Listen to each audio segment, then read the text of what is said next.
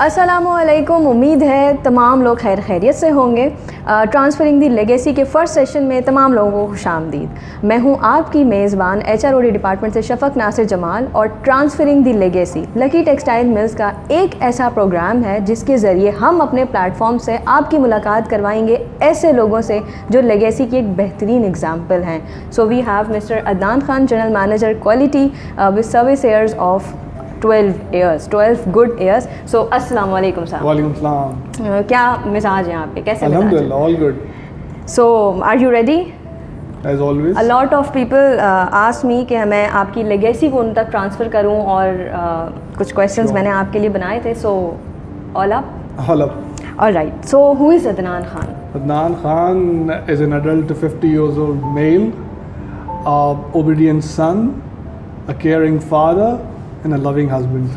Right, perfect. ऐसी कौन सी 3 qualities हैं जो अदनान खान को परफेक्टली एक्सप्लेन करती हैं? महदूद कर दिया आपने 3 में। खैर, बी काम, compassionate and loyal. Alright. Always काम इन कॉर्पोरेट सेक्टर? देखिए, मैं कॉर्पोरेट सेक्टर के अंदर मैं ऐसे आपसे इस बात को क्लैरिफाई करूँगा कि do not let the behaviours of others to destroy your inner peace. आपके इनर पीस चली गई ना, तो जो आप करना चाह रहे हैं ना, वो नहीं कर सकेंगे, कभी भी नहीं कर सकेंगे। तो उसके लिए, और जब आप एक ऊपर आना शुरू हो जाते हैं ना, तो फिर आपको उतना ही काम होता चले जाना चाहिए। एग्रेशन अच्छा लगता है, you need to have a aggressive mood, but depends when. तो हर वक्त वो नहीं होता। तो एक बड़े के लिए काम होना बहुत ज़रूरी है अगर वो अपने आप को बड़ा रखना चाहता है। ऑलराइट सर, आपकी सर्विस जो है वो 12 ईयर्स की लकी के अंदर है, बट उससे पहले आपकी कहीं ना कहीं आपने करियर स्टार्ट किया होगा किसी इनिशियल पॉइंट से। तो हमें आप स्क्रैच से बताइए कि किन किन इनिशियल पॉइंट्स पे आप गए और आज आप यहाँ बैठे हुए, तो आपको किन किन चैलेंजेस का सामना करना पड़ा था? देखिए, scratch it was back in 93 when I started my career. और मैंने स्टार्ट किया है टाइम ऑफिस गेट से, टाइम ऑफिस क्लर्क। मैं लोगों की अटेंडेंस लगाया करता था इन माय इनिशियल स्टेज, जब मैंने करियर शुरू किया। तो वहाँ से फिर बस ये, लेकिन रहा टेक्सटाइल सेक्टर में हूँ। 93 से मैं टेक्सटाइल सेक्टर में रहा हूँ। मैं किसी और मैंने फील्ड को चूज़ नहीं किया। अब उसी में फिर देन आप प्रमोटेड, मैं आगे आ गया उसमें, टाइम ऑफिस में एक बेहतर पोजीशन पे आ गया, क्लर्क से ऊपर आ गया। तो फिर वहाँ से फाइनेंस डिपार्टमेंट में काम करा, ग्रे की सारी हैंडलिंग देखी किस तरह आता है, ट्रांसपोर्टेशन को मैनेज करा। फिर वहाँ से होते हुए मुझे गुल अहमद में मौका मिला। तो Gul Ahmed was the first stage जब मैंने क्वालिटी डिपार्टमेंट में मुझे इंडक्ट किया गया, क्योंकि जिस जगह मैंने पहले काम किया वो भी टेक्सटाइल ही थी। तो वहाँ पे जो मुझे प्रिंटिंग और ये प्रोसेस मुझे बड़ा अट्रैक्ट करा इसमें।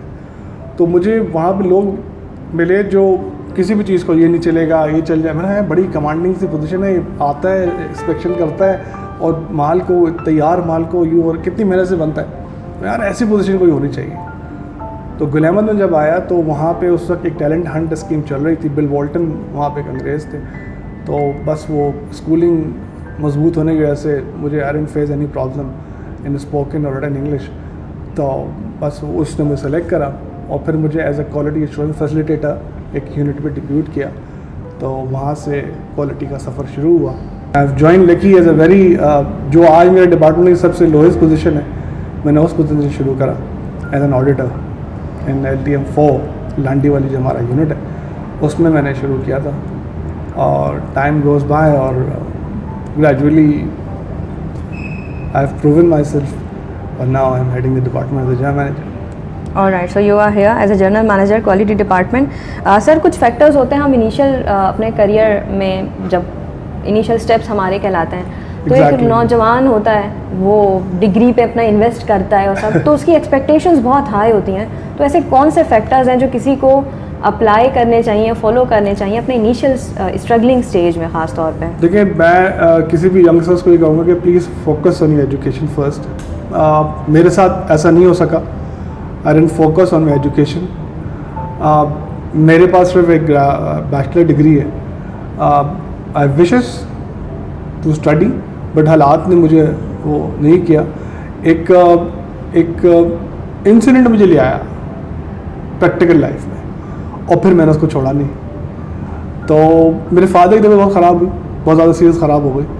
तो आने का मकसद जो था ना, वो ये था कि how do I support my family, how do I support my father. अकेले एक गाड़ी वो नहीं खींच सकते, तो उनको किसी तरह से भी उनका वो हमेशा कहा करते थे मेरा बाजू है, क्योंकि I am the elder son of my family, मैं उनका बड़ा बेटा हूँ। तो वो कहते हैं मेरा बाजू है, तो बाजू तो फिर बाजू बन के भी दिखाना है ना। तो मैं बस इस तरह आया, जहन में सिर्फ ये था कि कुछ करना है, कुछ करना है, कुछ भी करना है, उनको सपोर्ट करनी है। अपने आप को सपोर्ट करूँगा और नहीं कर सकता अपने आप को। तो ये सोचा ही नहीं कि क्या, मैंने इसीलिए आपसे कहा कि मैंने टाइम ऑफिस से शुरू करा। कुछ भी करना है, वो स्टार्ट एक होता है प्लान्ड स्टार्ट। आपने अपनी एजुकेशन पूरी करी, हायर एजुकेशन ली, किसी पर्टिकुलर फील्ड के लिए ली, उस फील्ड में आप एंटर हुए। मेरे साथ ऐसा नहीं था। मुझे तो बस ये दिख रहा था कि वो इस वक्त उन्होंने हमारी सारी ज़रूरियात पूरी करी, और आज अगर वो नहीं कर सक रहे तो हम ऐसे कैसे छोड़ सकते हैं। तो जल्दी बड़ा हो गया था शायद। बहुत लोग एक वक्त में आके बड़े होते हैं, मैं शायद, और मैं समझता हूँ फिज़िकली तो आप अपने टाइम से बड़े होते हैं, लेकिन आपकी सोच बड़ी होनी चाहिए। जिसकी सोच बड़ी होती है ना, उसको फिर नथिंग, उसके लिए कुछ मुश्किल नहीं होती। बिल्कुल। अब आप सर जनरल मैनेजर क्वालिटी हैं, तो आपका फोकस अरसे से प्रोडक्ट क्वालिटी के ऊपर है। यस। लाइफ क्वालिटी के बारे में अगर आप कुछ बताएं कि आप अपनी लाइफ की क्वालिटी को कैसे मेंटेन करते हैं। बड़ा सिंपल सा फॉर्मूला देखें, क्वालिटी इज़ अ माइंडसेट। मैं क्वालिटी के ऊपर आपको हज़ारों मिसालें दे दूं कि जी degree of excellence, fit to use, made according to specs और as per customer requirement, need, हम रोज़ ही करते हैं। बट लाइफ गुजारने के लिए ना आपको एक माइंडसेट चाहिए ना, और क्वालिटी माइंडसेट चाहिए। क्या जिस वक्त जिस चीज़ की जगह आप मौजूद है ना, वहाँ फिज़िकल मौजूद हो, वहाँ मेंटली मौजूद हो। हम वहाँ फिज़िकल होते हैं, मेंटली नहीं होते। तो you can not enjoy your life. Life एक दफ़ा मिलती है, बार बार तो मिलती नहीं है। एग्जैक्टली। तो आप उसको हर मिनट को एंजॉय करें, हर लम्हा एंजॉय करें, उसको ऐसा ना जाने दें।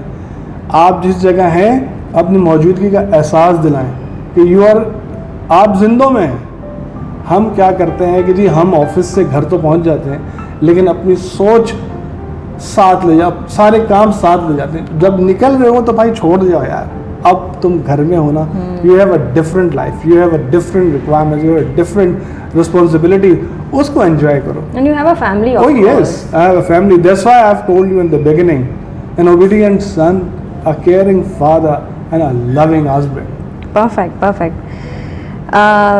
लाइफ में कभी कभार ऐसा कोई पॉइंट आता है, आपको समझते हैं कि मैं मेंटली बिल्कुल चेंज हो गया या मेरा लाइफ का स्ट्रक्चर बदल गया, तो वो टर्निंग पॉइंट कोई एक ऐसा कि आपकी ज़िंदगी का मकसद ही तब्दील हो गया। Exactly. मैं समझता हूँ ये मेरी ही ज़िंदगी में नहीं, ये हर एक की ज़िंदगी में आता Exactly. है। ये पॉइंट, ये मौका हमें अल्लाह पाक सबको देता है। मेरी लाइफ में जो टर्निंग पॉइंट आया, वो जब आया जब मेरी बेटी पैदा हुई। I had a son, then a daughter. तो जब मेरी बेटी पैदा हुई ना, तो उससे पहले मैं बस जी तेरी ऐसी तेरी फना और अजीब एक जो जिस तरह के आज तो जब वो पैदा हुई तो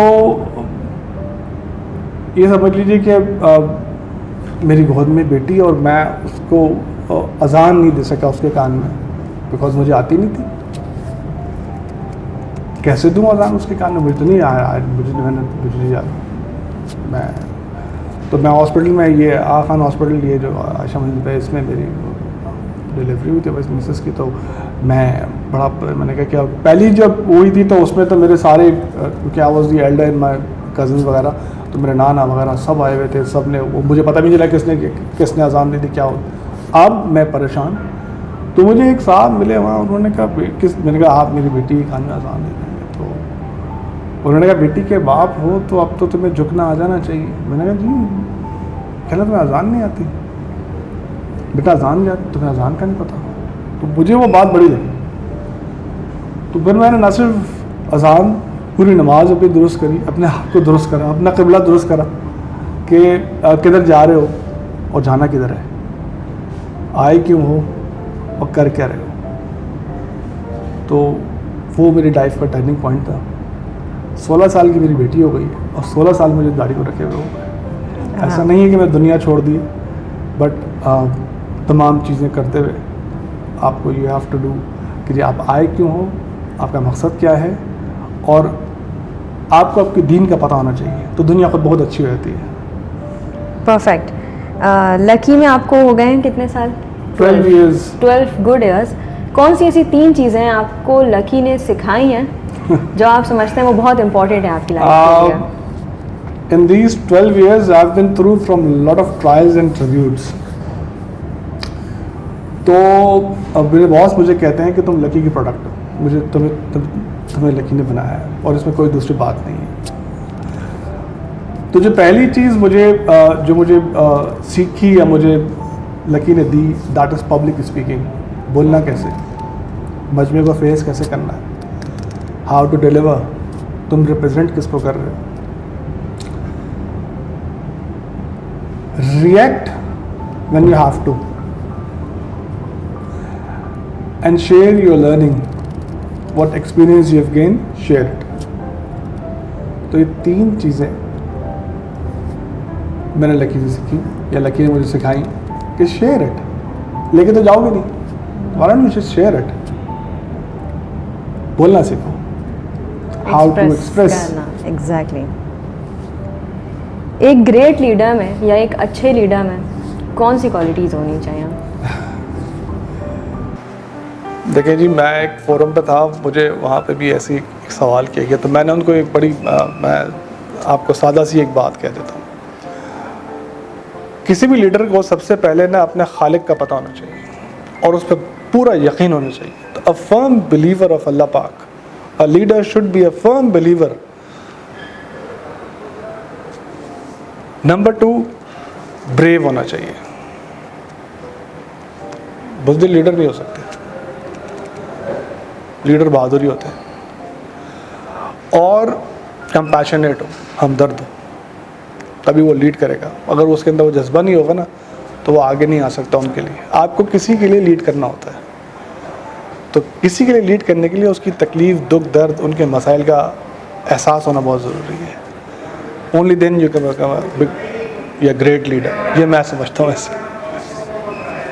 कोई लाइफ इंस्पिरेशन या ऐसा कोई शख्स आपकी ज़िंदगी में जिसको आप चाहते हैं फॉलो करना या हमेशा फॉलो करते हुए हैं? It could be anyone. बहुत सारी जगहों पे ऐसा होता है कि ना आपको गाइडलाइंस चाहिए होती हैं, आपको ना कोई ऐसा एक रहनुमा चाहिए होता है जो आपको वो सही रास्ता, सही पाथ या वो एक सही डायरेक्शन दे सके। तो मेरे लिए मेरे फादर मेरे इंस्पिरेशन है। मैं हमेशा उनकी सेइंग्स और हमेशा उनकी जो बातें हैं वो कोट करता हूँ। वो जो दुनिया जिस नज़र से देखी हुई होती है ना, आप अभी उस जगह नहीं पहुँचे होते हो। तो वो हम पता नहीं किस किस को करते हैं, क्या करते हैं। तो मैं अपने फादर को फॉलो करता हूँ, अपने फादर को करता हूँ। बाकी as a Muslim we should follow our prophet Muhammad. Exactly, बिल्कुल। कॉर्पोरेट में ऐसे कौन से चैलेंजेस आपने फेस किया या अभी तक कर रहे हैं? ऑब्वियसली चैलेंजेस तो हर कदम पे आते हैं, उनको फेस कैसे किया? वो एक करेज होती है ना फेस करने की, या कुछ लोग होते हैं चैलेंजेस आ गए तो बैक ऑफ कर गए, उनको फेस करके सॉल्व किस तरीके से आपने किया कॉर्पोरेट चैलेंजेस?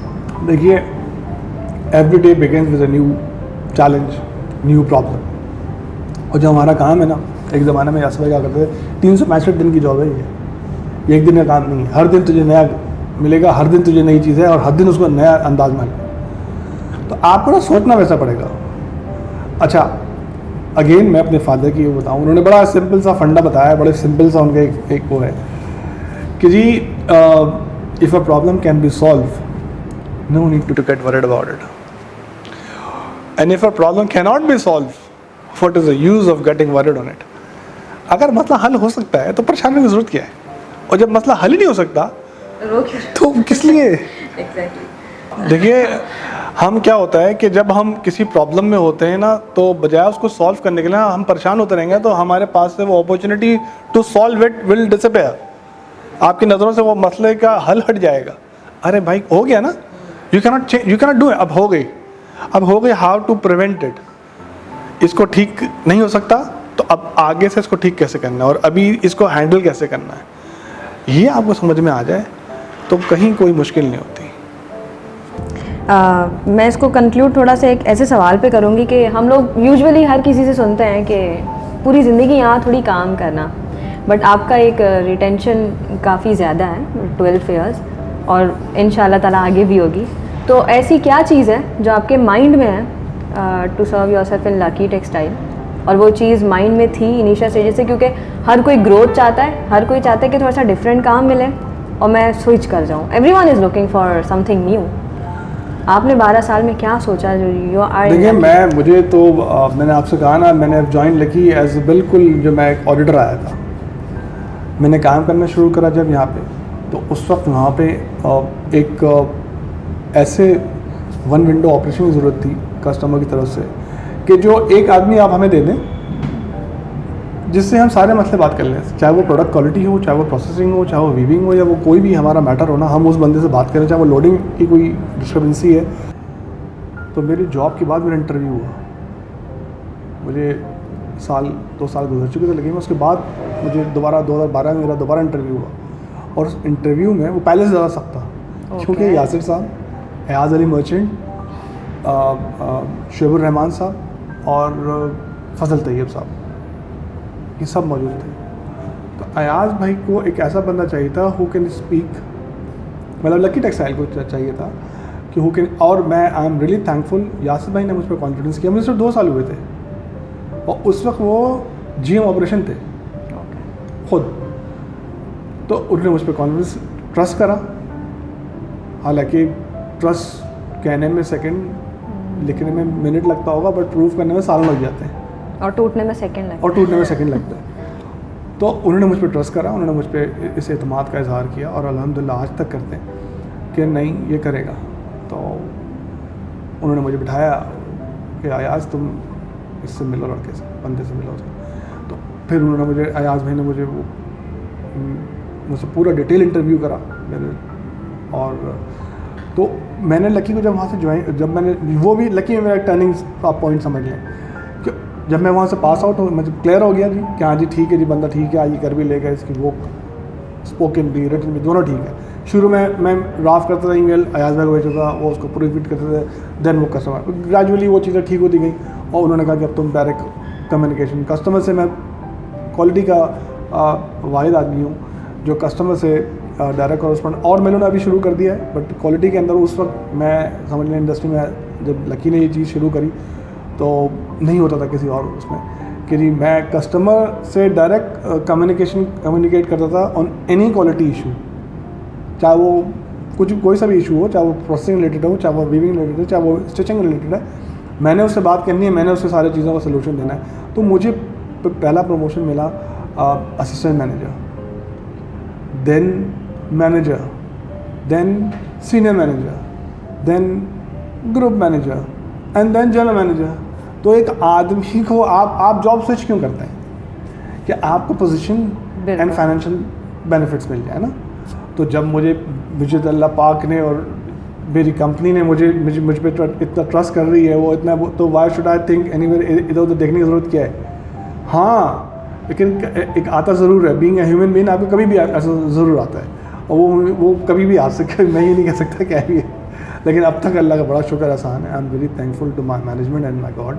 अल्लाह पाक ने मुझे बड़ी इज़्ज़त दी हुई है, और ये इसके अलावा मैं कभी किसी चीज़ का मेरे पीछे भागा भी नहीं। उन्होंने मुझे सिखाया ही, मेरे वालिद ने मुझे यही सिखाया कि बेटा, अगर मैं यंगस्टर्स को भी कहता हूँ, रन फॉर पोजीशन, पैसे के पीछे नहीं भागो, पोजीशन के पीछे भागो, you will get the money. तुम पोजीशन होल्ड कर लो, तुम्हें सब कुछ मिल जाएगा। हम रातों रात जो बनने की कोशिश करते हैं ना, वो नहीं हो सकता, ये प्रैक्टिकली नहीं होता, वो सिर्फ परिजात में होता है। कंसिस्टेंसी रिक्वायर्ड होती है। आपके और मेरे इस पॉडकास्ट को मैनेजमेंट देखेगी फॉर श्योर। तो कुछ सवाल हैं, 1 वर्ड आपको रैपिड आंसर करना है। अच्छा, ठीक है। तो आपको मैनेजमेंट में से किसी का नाम लेना है। Sure. इस वर्ड जो मैं वर्ड आपको बताऊंगी उसको सुन के विद इन सेकेंड्स आपको जो भी जहन में आ रहा है आपको उसका नाम लेना है, ठीक है? विद इन सेकेंड्स करना है। रेडी? जी जी बिल्कुल। Alright. One most favourite co-worker. My entire team. Okay, your team is your favourite. Someone who always made you laugh, हमेशा हंसाया है। काजी आया। Okay. The one who is very aggressive, गुस्से वाला हर वक्त। My boss mister Yasir Yakub. Okay. The one who is philosophical, calm and philosophies every time. Ayaz Ali Merchant। Okay. The one who is always punctual. Shahab Zubairi। Okay. The one who is never on time. Abdul Kareem। But now he's improved a lot। Oh, okay. The one who is always on phone, mobile. Ehsan Saab। The one who is always hungry. Noman Bawani। Okay. And The Khamisa। one and Khamisa. Yes. Okay. The one who is your problem, कोई भी मसले का हल, problem solver. Again जिसको मैं reporting हूँ, मैं अपने सारे मसले उन्हीं के सामने रखता हूँ। माई Okay. बॉस वो मेरे मसला नहीं करते। And he solved your problems. Yes. Okay. So conclude करेंगे हम, ऑडियंस को थोड़ा सा बूस्टर डोज दे दें मोटिवेशन का। कुछ लोग यहाँ पर स्ट्रगलिंग फेज़ में होंगे, इनिशियल फेज़ में होंगे, नए आए होंगे, कुछ रिटेन हुए हैं। एग्जैक्टली। ये यहाँ नहीं, ये हर जगह होता है, और ये ऑफिशियल नहीं, प्रोफेशनल नहीं, पर्सनल लाइफ में भी होता है। एग्जैक्टली। हम स्ट्रगल कर रहे होते हैं, तो उसका सिंपल सा छोटा सा जो एक अगेन मैं फ़लसफ़ी तो नहीं हूँ, ज़िंदगी को बहुत करीब से देखा है बस, और कोशिश करता हूँ करीब से देखने की कि देखिए हमेशा पॉजिटिव रहें, बी पॉजिटिव और थिंक पॉजिटिवली। तस्वीर के दो ही रुख होते हैं, एक पॉजिटिव होता है और नेगेटिव होता है, एक ब्राइटर साइड होती है और एक डार्कर साइड होती है। तो never let the darker side affect you, कभी नहीं होने दें। आप अगर आगे बढ़ना चाहते हैं तो कीप योर इंटेंशंस क्लियर, और आप अपने गोल को सामने रखें और किसी की परवाह ना करें। जो आपके पीछे बात करते हैं ना, वो आपसे बहुत पीछे होते हैं। हाँ, दे आर बिहाइंड अस ना, तो इसीलिए आपसे पीछे बात करते हैं, उनकी परवाह ना करें। और देखिए मोटिवेशनल कोट मैं अक्सर जगहों पे जब मुझे कभी भी ऐसे उस पर बुला के या कोई बात होती है, और स्पेशली यंगस्टर्स को, when I was in class 6, तो वो एक ऐसी एज होती है कि आपकी प्राइमरी एजुकेशन ख़त्म हो रही होती है और आप सेकेंडरी एजुकेशन में आए होते हो। क्लास 5 से आपकी सेकेंडरी स्टार्ट हो जाती है और आपकी प्राइमरी ख़त्म हो जाती है, मतलब you are in a teenager zone में आप। तो हमारे टीचर थे मरहूम बशीर साहब, अल्लाह पाक उन्हें जन्नत नसीब करे। तो वो ऐसे ही एक दिन हम बड़ी मौज मस्ती जी और कि क्लास में शोर शराबा, तो वो आए कहने देखो मैं तुमको इतना समझाता हूँ, तुम लोग मेरी सुनते नहीं हो, मैं तुमसे बस आज 4 बात करूँगा और चला जाऊँगा।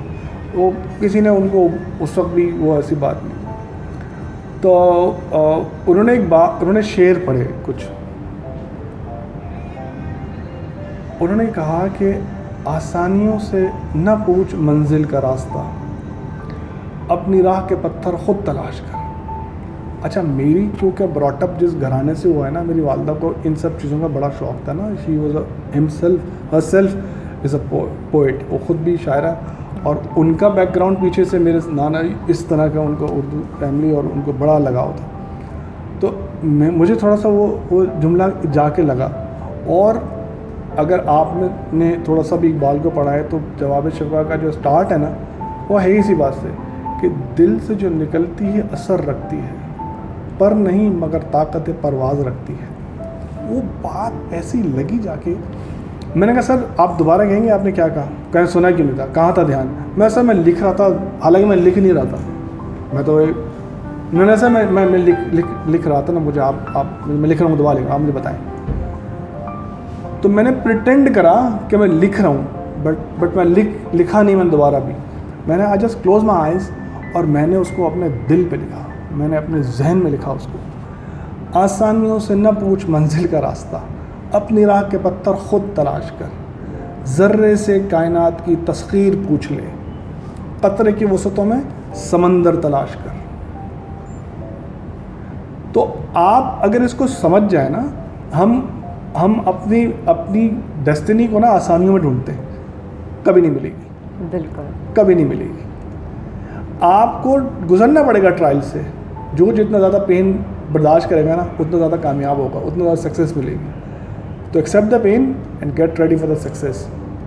ज़र्रे से कायनात की तस्खीर पूछ ले, गौर व फिक्र तो करो, कतरे की वसतों में समंदर तलाश कर। तो मेरे लिए वो बड़ा मोटिवेशनल था, आज तक मैंने उसको अपने सामने रखा। और मैं बहुत स्क्रैच से आया हूँ, मैंने जो एंट्रेंस है ना, गेट, यहाँ से आया। लोग आके कुर्सियों में बैठते, मैं तो यहाँ से आया। तो सामने सिर्फ ये रखें कि दो ही तरह के लोग हैं भाई, एक हैं ग्रास रूटर और एक है parachuter. Parachuter always come from the top और ग्रास पे आ जाते हैं, and grass router start from the grass और टॉप तक चले जाते हैं। Sky is the limit. Sky is the limit. तो आई टेक इट इस तरह से मैं लेता हूँ, मैंने उस चीज़ को इस तरह से लिया, हमेशा अपने सामने रखा, और आज अल्लाह का बहुत शुक्र है कि मैं आपके सामने। All right sir, thank you so much. और इसी के साथ ट्रांसफरिंग द लेगेसी का फर्स्ट सेशन ख़त्म होता है। उम्मीद है आप सबको बहुत पसंद आया होगा। नेक्स्ट सेशन में हम किसी और लकी लेजेंड से आपकी मुलाकात करवाएंगे। तब तक के लिए अल्लाह हाफ़िज़।